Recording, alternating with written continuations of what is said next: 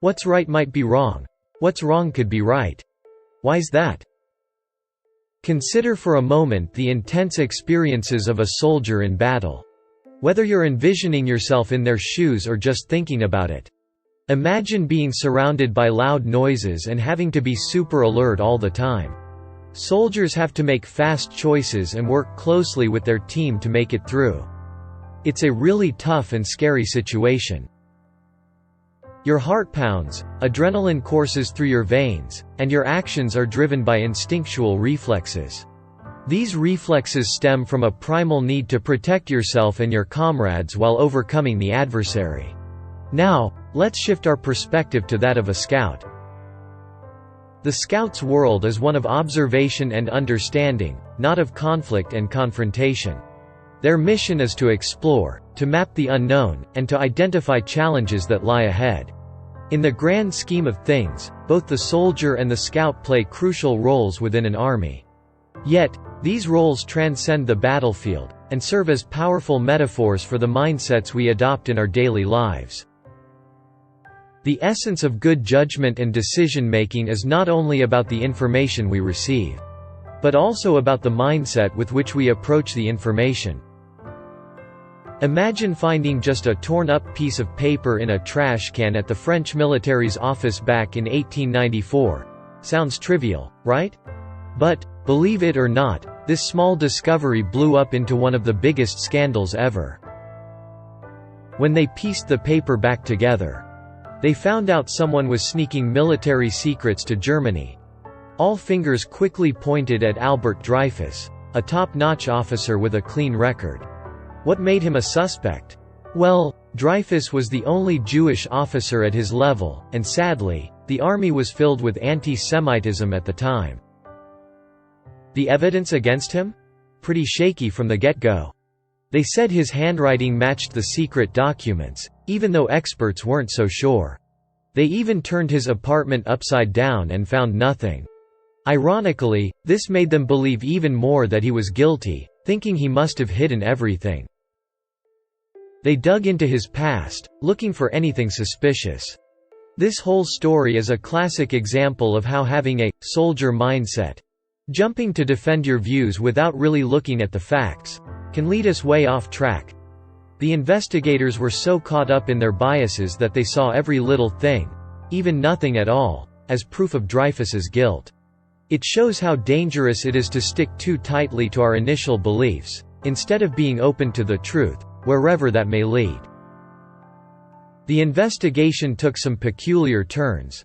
The officers even consulted Dreyfus's teachers, finding his study of foreign languages as a young student suspiciously indicative of a future intent to conspire with foreign governments. Additionally, his notable memory was flagged as a trait suspiciously suited for espionage, as, after all, a spy must remember numerous details. Despite the flimsy evidence, the trial proceeded, and Dreyfus was found guilty. In a public spectacle of dishonor, they stripped him of his military insignia and broke his sword in half, a ceremony known as the degradation of Dreyfus. He was then sentenced to life imprisonment on Devil's Island, a desolate rock off the coast of South America. There, in isolation, Dreyfus wrote countless letters to the French government, pleading for a retrial to prove his innocence. Yet, for the most part, France considered the case resolved. What's particularly intriguing about the Dreyfus affair is the question of why the officers were so convinced of his guilt. It might be easy to think they were trying to deliberately harm him, yet historians believe it wasn't a case of them trying to hurt him on purpose. The belief among the officers that the evidence against Dreyfus was substantial really highlights a curious aspect of human psychology. It begs the question: how can we see scant evidence as enough to convict? This phenomenon, known as motivated reasoning, illustrates how our unconscious biases, desires, and fears influence our interpretation of information. We naturally champion information that aligns with our views, treating it as an ally, while quickly dismissing anything that contradicts as an adversary. This inclination is essentially the soldier mindset at work. while most of us haven't accused anyone of treason. We see this mindset unfold in simpler scenarios, like sports or political debates. Ever noticed how we're quick to criticize a referee's call against our team, but accept one in our favor without question? The truly alarming aspect of motivated reasoning, or the soldier mindset, is its subtlety. We might believe we're being completely objective, yet still fall into the trap of unfairly judging someone, as in the case of Dreyfus. However, Dreyfus's story doesn't end with his conviction.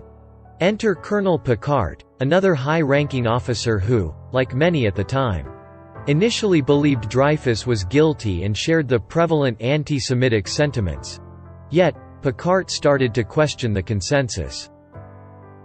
His doubts were fueled by discovering that espionage activities continued even while Dreyfus was imprisoned, coupled with finding another officer whose handwriting was a much closer match to the memos. Picquart's shift from a conventional soldier mindset to a more inquisitive scout mindset highlights a pivotal moment in the Dreyfus affair, reminding us of the importance of questioning our assumptions and biases. So, Picquart bravely brings his discoveries to the higher-ups. But, unfortunately, they're not exactly jumping for joy. Instead, they either brush off his findings or come up with these elaborate explanations to discredit them. But Picquart doesn't give up. No, he keeps pushing for justice, even though it takes a whopping 10 years. And get this, during part of that time, he's the one behind bars, accused of disloyalty to the army. Now, some might hesitate to call Picquart a hero because, well, he wasn't exactly free of prejudices, especially against Jewish folks. But here's the point. Despite his biases, Picquart's determination to uncover the truth shines through. It's like he's the poster child for what we call the scout mindset.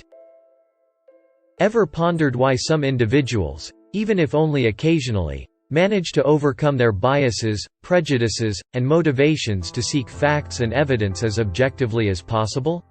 The answer lies in our emotions. Just as the soldier mindset is driven by emotions like defensiveness or tribalism, the scout mindset is too. However, the emotions at play here are different.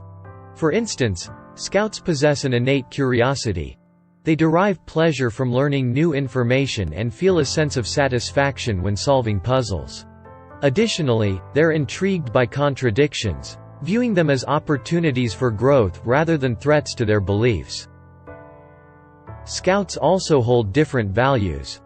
They believe it's virtuous to challenge their own beliefs, and are less likely to perceive changing one's mind as a sign of weakness. But perhaps most importantly, scouts are grounded. Their self-worth isn't contingent on being right or wrong about any particular topic. Instead, they recognize that their value as individuals transcends the correctness of their opinions. In essence, understanding the emotional underpinnings of the scout mindset sheds light on why some individuals possess this invaluable trait. This quality isn't so much about how brainy you are or how much you know. Actually, it doesn't really have much to do with IQ. It's more about how you feel.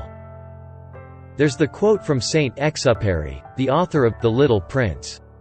He once said, "If you want to build a ship, don't drum up your men to collect wood and give orders and distribute the work. Instead, teach them to yearn for the vast and endless sea." In other words, if we truly want to get better at making decisions, it's not just about learning more logic or knowledge. The real key is having a scout mindset. It's about changing how we feel about being wrong. We need to feel proud, not ashamed, when we realize we might have made a mistake. That's the secret to making better judgments. So, here's something to think about. What shall we value more? Are we inclined to protect our current beliefs, or are we interested in seeing the world as clearly as we can? By the way, Alfred Dreyfus was later proven innocent, reinstated in the French army, and received a full pardon from the French government. See you in the next video. Thank you.